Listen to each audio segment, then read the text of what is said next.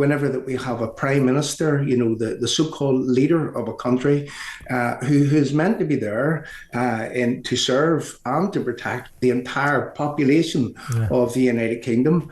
And yet, whenever you get that type of rhetoric from that man's mouth, I mean, is he a leader? Is he a prime minister? Is he serving and protecting the people the way that he's actually put in place to do? Yeah.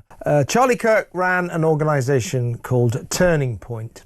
They have an American, the American branch. We have a British branch over here called Turning Point UK. And from Turning Point UK, welcome to the show to John Yates. Hello, John. Hello. Good evening, Kevin.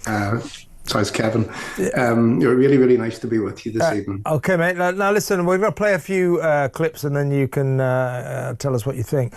First of all, Nigel Farage yesterday sort of delivered a rebuttal address after Keir Starmer spent an hour, in fact the entire conference, calling him a racist, Reform supporters are racists, immoral, hate Britain, all that sort of stuff.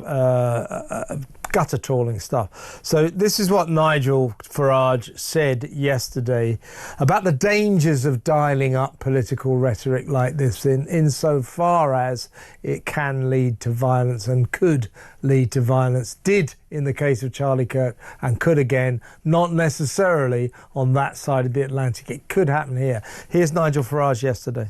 Labour says these policies are racist and immoral.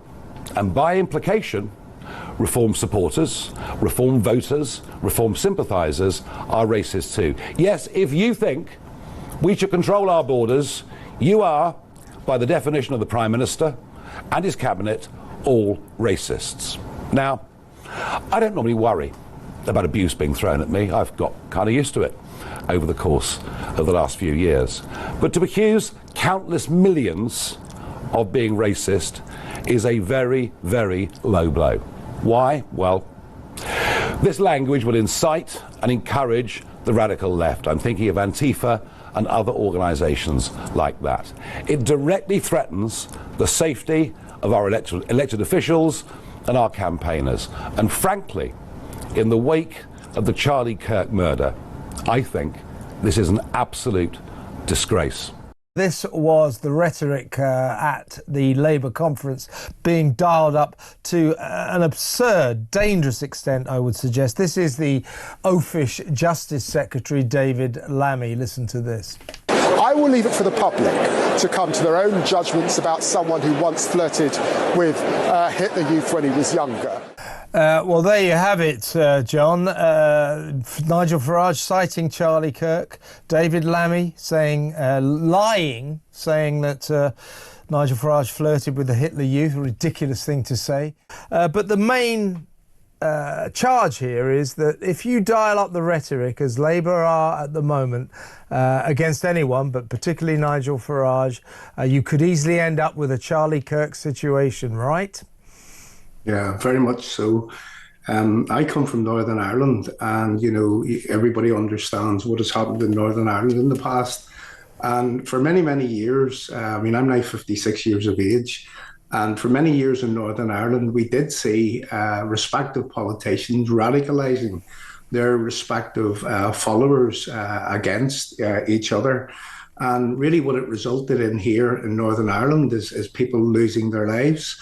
Now, when we go across the pond into America, and we all seen what happened to Charlie Kirk just a few weeks ago, I'm really going to talk about certain news channels, whether that be in America, whether that be here in the United Kingdom, in Northern Ireland. And, you get these people, what I would call activists in the media, who would use all manner of untruth whenever that they talk about ordinary individuals with ordinary, genuine concerns. And what we've taken to doing ourselves would be to go out onto the street with a microphone to seek really what those concerns are all about. And we don't only stop, I mean, I'm a conservative, but we don't stop with talking to conservative people. What we try to do is that we try to go into, people that would say, traditionally say, follow Labour or be known as, say, left wing.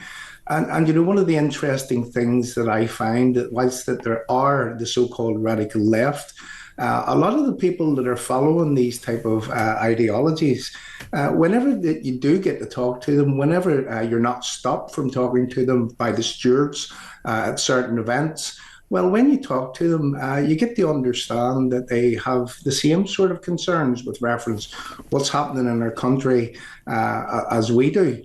But there are those, probably small in number and maybe increasing in number because of the type of rhetoric that politicians are, spewing out.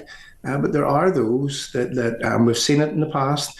They take it upon themselves to really make it a vendetta against those that they're being radicalised against. What I think you're saying there, John, is, and I would agree, is that if politicians start indulging in that rhetoric, this kind of incendiary rhetoric, it of course spreads to the people. In fact, that's what Keir Starmer wants to happen. He wants to say, put Farage in the same sentence as Adolf Hitler, racist, immoral, snake oil salesman, all of that. He wants that rhetoric to spread to the people, so the people start linking Nigel Farage with extreme Nazism, etc., etc. That's what he wants. Now, as we find out with Charlie Kirk, there can be serious dangers in that. Now, of course, I happen to know that although the government has cut back on Nigel Farage's security, he is still well protected. They've found the money to fund his security themselves in Reform UK, and that's a good thing. But heaven forbid, but just suppose something bad happened to poor Mr. Farage.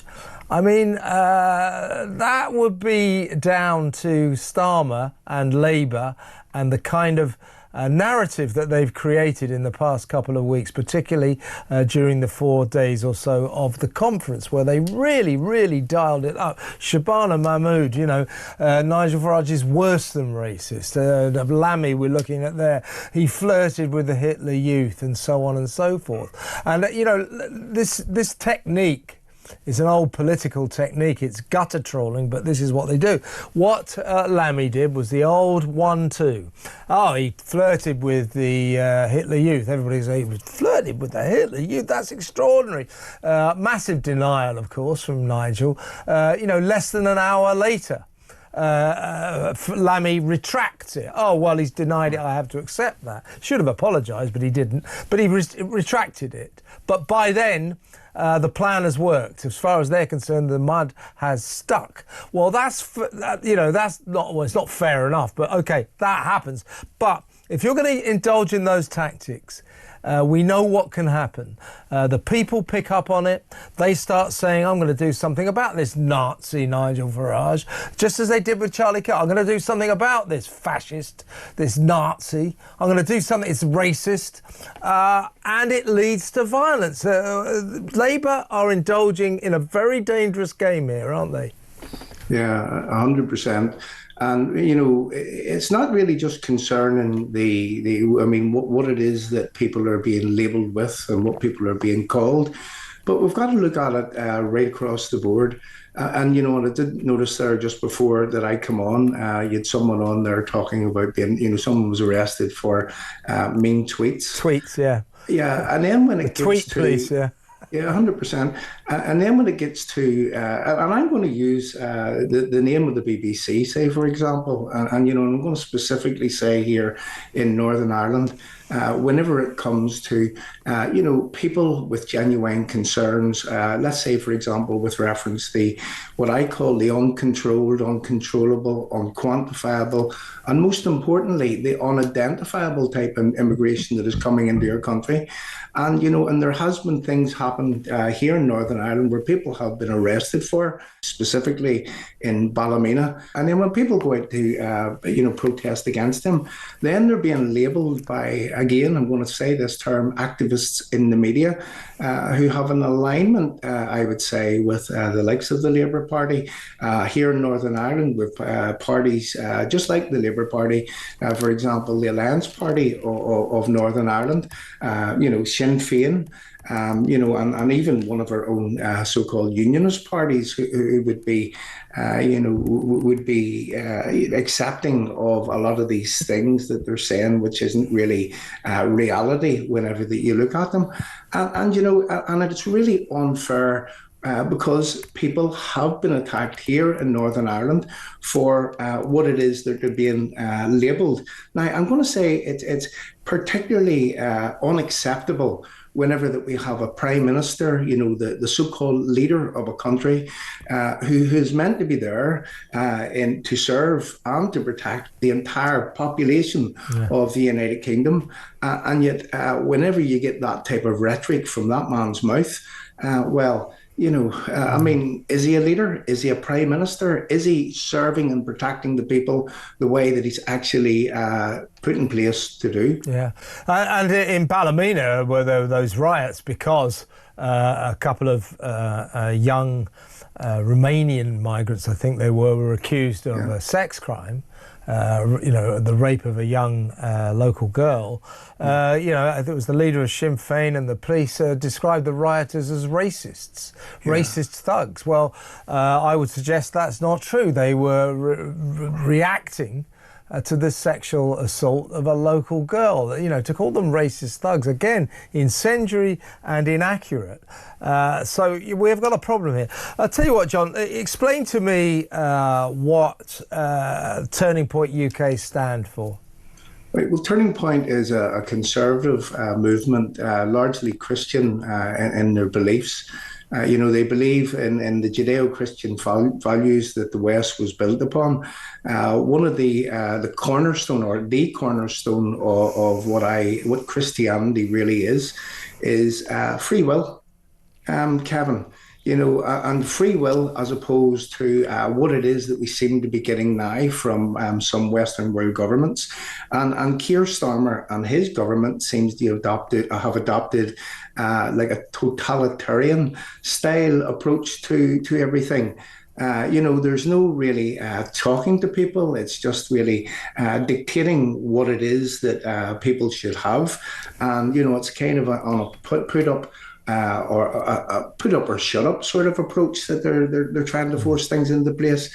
I mean, one example would be what has happened in the past few days with this introduction of digital ID. Yeah. And, if you've been monitoring things, you'll see what the natural progression of this digital ID would be. Digital ID, CBDC, central bank digital currency, the cashless society, the digital payments for everything, the monitoring of absolutely everything. And then if we look at, for example, what has happened in China with the social credit system, and that is the natural progression of this type of thing, well, it only leads to complete control of every single aspect of every single person's life. And, I would choose, and this is me getting back to what it is that Turning Point UK espouses, is the cornerstone of the Judeo-Christian values, which is free will. In the Bible, it talks about choose you this day whom you will serve. It doesn't say that you have to serve God. It's giving you the choice to do so. And I know that I would choose that every day of the week. And as they say in Northern Ireland, twice on a Sunday. Listen, John, good to talk to you. Thank you so much for your time. Come on again soon. That's John Yates from Turning Point UK. Can't kill the truth with a hollow drone. Hands or eyes clenched in fists. History's patterns, they won't be missed.